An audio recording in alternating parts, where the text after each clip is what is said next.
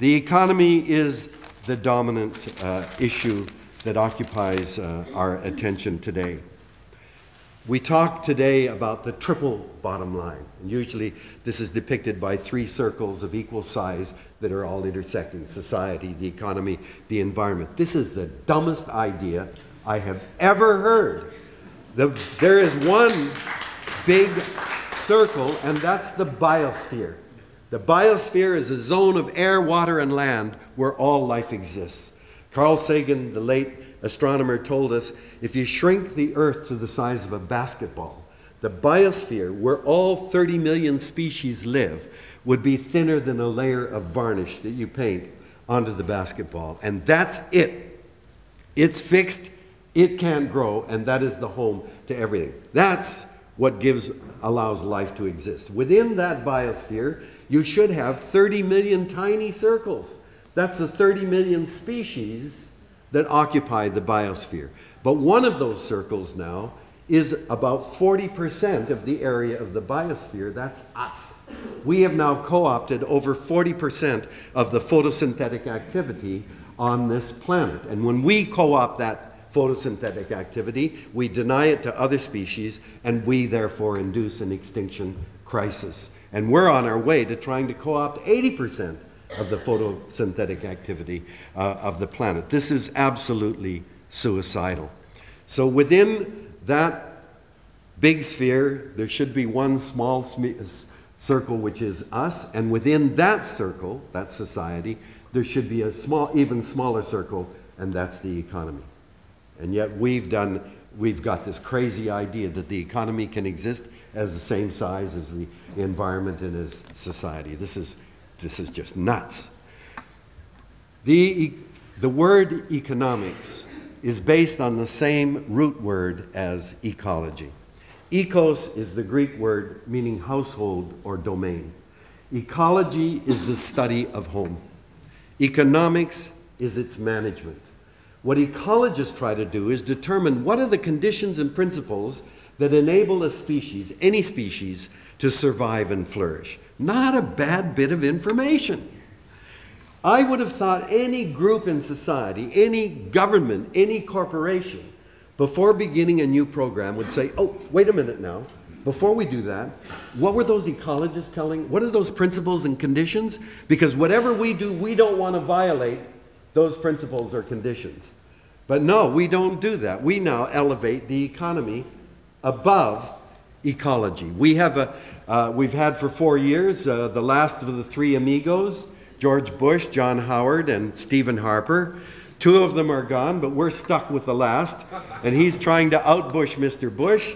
And for 4 years, he's denied the reality of climate change caused by human use of fossil fuels. And he says, besides, if we had to do anything to reduce greenhouse gas emissions, it would destroy the economy. So he has elevated the economy above the very atmosphere that keeps all life alive.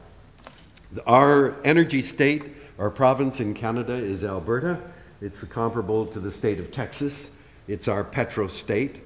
And the minister of the past minister of the environment was quoted as saying, environmentalists should understand we can't afford to do what they're demanding if we don't have a strong growing economy.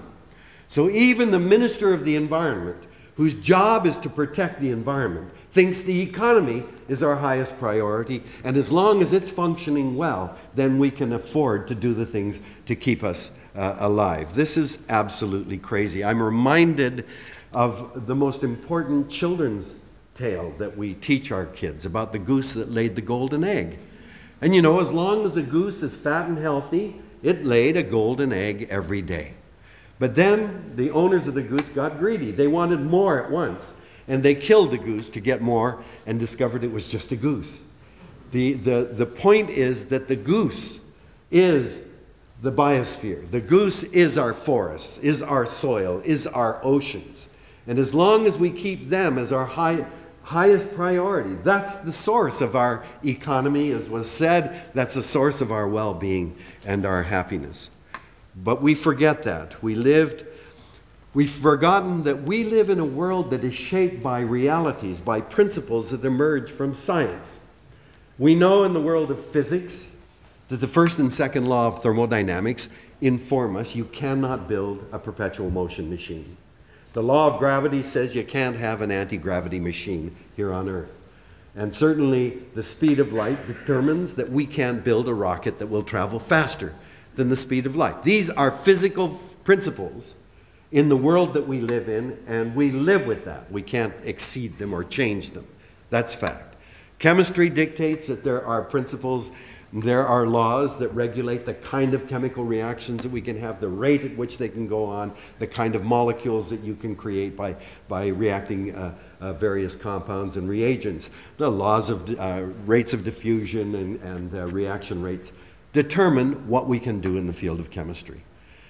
And in biology, the reality of the field of biology emerges that we are biological creatures. We're animals. And boy, people don't like to be told that anymore. You know, I gave a talk in Austin, Texas a few years ago, and it was a very large audience, and there were a lot of kids that were allowed to sit in the front. And at the end of my talk, I said, you know, kids, if you remember one thing out of my speech, please remember we are animals. Man, did their parents get pissed off at me. Don't you call my daughter an animal. We're human beings, you know. And you can see our attitude. If you call someone a chicken or a pig or a worm or a snake, these are insults because we think somehow we're superior to these other creatures. I went to a store in Calgary a few years ago, great big sign on the front door, no animals allowed. And I told the owner of the store, if you enforce that sign, you're not going to have any customers. He didn't understand what the hell I was talking about. But that's the way we are. We are animals, biology tells us, and we have an absolute requirement for clean air, clean water, clean soil, clean energy that comes from the sun, and biodiversity. Without those things, we sicken and die. Those, it seems to me, should be our highest priorities because we're animals and we can't do anything about it. We need those things to stay healthy. And let me say as an aside, when we got to New Zealand, my wife was absolutely astounded at the clarity of the air here. We went to Lake Taupo to do some fishing, and she couldn't get over the fact that you could look across the lake and you could see the trees in a way we can't see in Canada. When I grew up as a boy in the 1950s, my physics teacher taught us, air is an odorless, colorless, invisible gas. It's never been that in Canada now for many, many years. You are very lucky. You are a very unusual place to have the quality of your air, to be able to take a drink of water out of Lake Taupo just like that. That's what we used to do when I was a kid in Canada. Can't do that anymore. Treasure what you've got. Those are priceless things.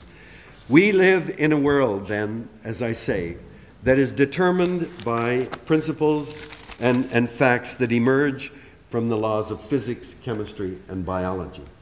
Other things, capitalism, free enterprise, corporations, the economy, currency, markets, these are not forces of nature. We invented them, for God's sakes.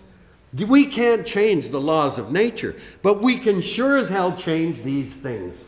Indeed, we've got to change them because they are totally out of sync or out of balance with the world that makes them possible. And yet we elevate them now as if they are... A